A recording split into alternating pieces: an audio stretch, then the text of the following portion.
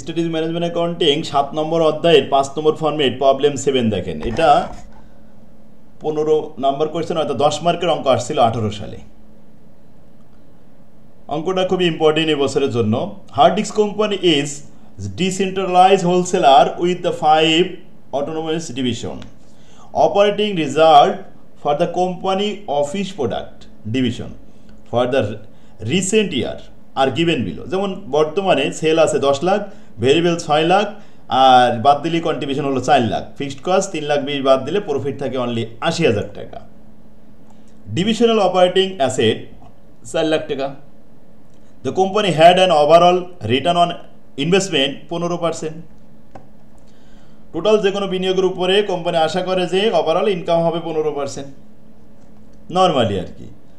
Last year considering all division, the office product division has an opportunity to add a new product line. নতুন product line add করতে চাই আরও, that would require an additional investment in operating asset 1 lakh টাকা। তার জন্য অতিরিক্ত 1 লাখ টাকা invest করা লাগবে। আর সেখান থেকে কী কী আসবে দেখেন, cost and revenue new product লাইনের জন্য সেলস 2 লাখ টাকা, আর ভেরিয়েবল কস্ট 60%, 2 লাখে 60% 1,20,000 বাদ দেওয়ার পরে 1,40,000 থাকলো, এখানে অনলি 40,000 টাকা, 80,000 টাকা থাকবে লাভ। এরপরে ফিক্সড কস্ট 64,000 বাদ দিতে হবে, প্রফিট পাওয়া যাবে। এখন প্রশ্ন হলো compute the office product division ROI বের করো for the most recent year. Recent year মানে উপরে শাক যেটা, এটা হলো মোস্ট রিসেন্ট ইয়ারের ROI দেখাতে হবে। অলসো কম্পিউট দ্য ROI, এবং আরও দেখাতে হবে ROI as it would appear if the new product line is added. যদি নিউ প্রোডাক্ট লাইন অ্যাড করা হয় সেটার জন্য ROI দেখাতে হবে নিচের এই শখের এই ইনফরমেশন দিয়ে। তাহলে আমরা 2টা কলাম করে এটা দেখাবো। দেখেন প্রথমে অ্যান্সারে চলে আসেন। প্রথম লিখলাম সেলস, রিসেন্ট যেটা ছিল 10 লাখ আর অ্যাডিশনাল হচ্ছে 2 লাখ, এই টোটাল মিলে কিন্তু 12 লাখ টাকা বিক্রি। এখন ভেরিয়েবল কস্ট উপরে ছকে দেওয়া ছিল দেখেন 6 লাখ, আর এটা 6%, 60% মানে 1,20,000, তো মোট 7,20,000 টাকা ভেরিয়েবল কস্ট বাদ দেন, দিলে আপনার কন্ট্রিবিউশন পাওয়া যাবে স্পেসিফিক 4 লাখ আর এই 80,000, এই মোট 4,80,000, আর ফিক্সড কস্ট 3,20,000 আর এই 64,000, এই 3,84,000। Clear? Divisional net operating income 80,000 আর 16,000 মিলে 96,000। অপারেটিং অ্যাসেট হচ্ছে আপনার 4 লাখ আর 1 লাখ, এই মূল্যে 5 লাখ হলো। অপারেটিং অ্যাসেটটাও দেখা দিলাম। এখন মার্জিন দেখেন, margin net income divide by sale into 100। তো নিট ইনকাম যেটা হয়েছে 80,000, এবার সেল তো আপনার ওই যে 10 লাখ ভাগ করে 100 গুণ করলে তো 8% হবে।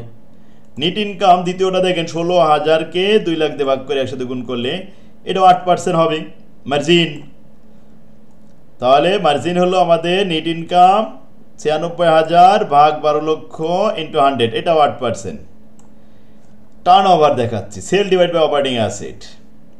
তো অপারেটিং অ্যাসেট তো 4 লাখ 1 লাখ, এই মোট 5 লাখ, সেল দেওয়া রয়েছে 10 লাখ, 10 লাখটা আপনি 4 লাখ দিয়ে ভাগ করলে 2.5 পাবেন, আর এই 1 লক্ষ দিয়ে যদি 2 লক্ষ করে ভাগ করা হয় তাহলে 2 টাইমস টার্ন ওভার। আর এখানে অপারেটিং অ্যাসেট আছে আপনার 5 লক্ষ, 5 লক্ষ দিয়ে 12 লক্ষ করে ভাগ করলেন, তাহলে অ্যাসেট টার্ন ওভার পেয়ে গেলাম। টার্ন ওভার আর মার্জিন গুণ করলে ROI। এখন এই 8%-এর সাথে 2.5 গুণ করলে 20%, এই 8%-এর সাথে 2 গুণ করলে 16%, এই 8%-এর সাথে 2.4 গুণ করলে 19.20%। এই হলো আমাদের ROI বের করা হলো। ক্লিয়ার? এটাই ছিল আমাদের অঙ্ক।